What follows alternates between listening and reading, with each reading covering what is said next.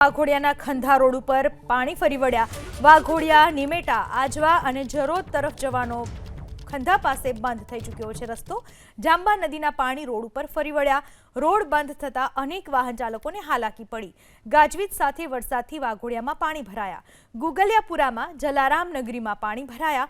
મકાનોમાં પાણી ઘૂસી જતા ઘરવખરીને ભારે નુકસાન થયું છે।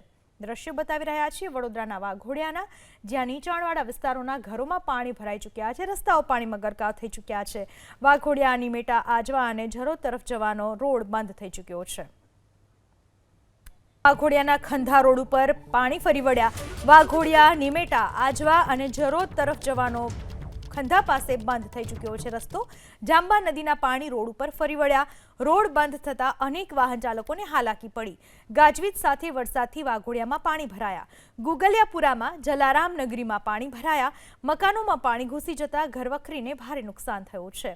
દ્રશ્ય બતાવી રહ્યા છીએ વડોદરાના વાઘોડિયાના, જ્યાં નીચાણવાળા વિસ્તારોના ઘરોમાં પાણી ભરાઈ ચૂક્યા છે। રસ્તાઓ પાણીમાં ગરકાવ થઈ ચૂક્યા છે। વાઘોડિયા નિમેટા આજવા અને જરોદ તરફ જવાનો રોડ બંધ થઈ ચૂક્યો છે।